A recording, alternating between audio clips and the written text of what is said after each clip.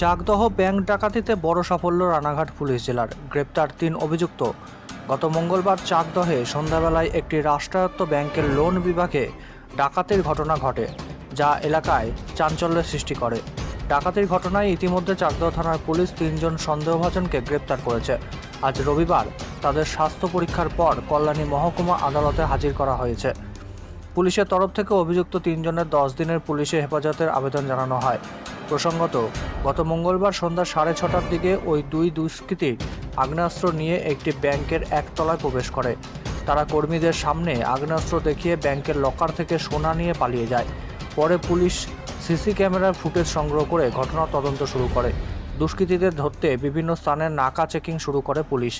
এর ফলস্বরূপ গত শনিবার রাতে চাকদহ থানার পুলিশ 3 জন দুষ্কৃতীকে গ্রেপ্তার করে। দুষ্কৃতীরা আনুমানিক 15 কেজি সোনা নিয়ে পালিয়েছে বলে জানা গেছে। এই গোটা ঘটনা প্রসঙ্গে আজ রবিবার চাকদহ থানায় সাংবাদিক সম্মেলনে রানাঘাট পুলিশ জেলা সুপার আশিস মৌর্য জানান, সিসিটিভি ফুটেজ খতিয়ে দেখে একজন বাইকারকে প্রথমে আটক করা হয়। পরবর্তীতে ওই বাইক চালককে জিজ্ঞাসাবাদের পর আরও 2 দুষ্কৃতীকে গ্রেপ্তার করা হয়। আজ রবিবার তাদের কল্যাণী মহকুমা আদালতে 10 দিনের পুলিশি হেফাজতের আবেদন করে পাঠানো হয়। 3 অভিযুক্তের বাড়ি নদিয়া জেলার চাকদহ থানার বিভিন্ন এলাকায়। অভিযুক্তদের নাম রেজ্জাক মণ্ডল, সাহেব মণ্ডল ও মহসিন মণ্ডল।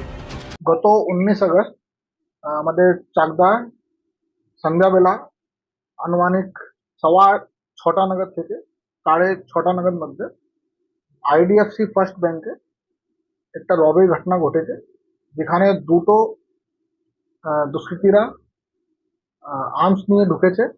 ওখানকার স্টাফকে ভয় দেখিয়ে ওখানকার লকার মধ্যে যা জিনিস সব ছিল সব জিনিসটা নিয়ে গেছে।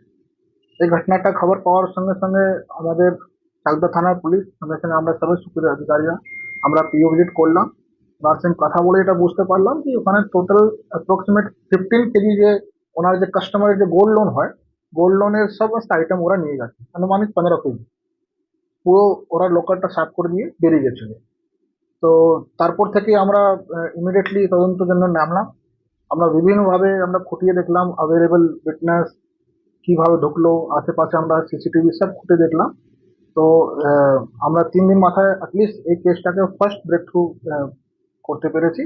আমরা যে এখন অবধি পেয়েছি, এখানে আমরা পেলাম কি দুটো দুষ্কৃতীরা বাইক নিয়ে এলো। আগে আমরা ভেবেছিলাম ওরা ট্রেন দিয়ে এসছে, কিন্তু আমরা ফাইনালি পেলাম ওরা বাইক দিয়ে এসছে। বাইকটাকে আমরা আইডেন্টিফাই করে বাইক রাইডারকে পেলাম।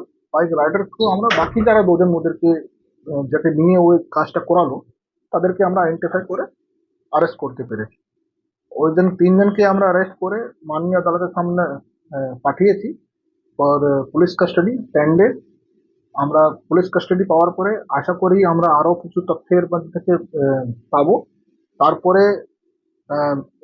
যে ওরা রবারি করে নিয়ে গেছে, যারা কাস্টমার যে আইডিএফসি ব্যাংক ফার্স্ট ব্যাংকের কাস্টমার, ওদের জিনিসটা আমরা চেষ্টা করব উদ্ধার করার জন্য। তো আপাতত যেটা আমরা বেসিক যে প্রাইম অফিসে ওদের সঙ্গে কথা বলে বুঝতে পেরেছি কি 3 তো আমরা অ্যারেস্ট করেছি, দেয়ার may be some more people there.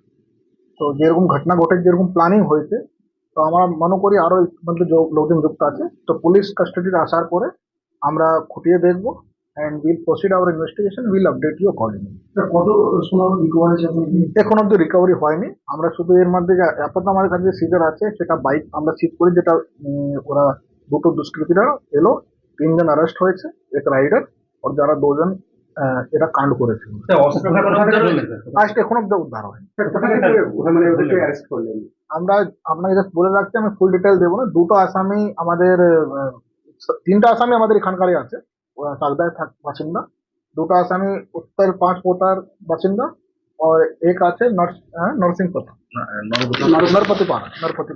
3টা পার্সনই আমাদের চাকদার পেয়েছি আপাতত, যেটা আমরা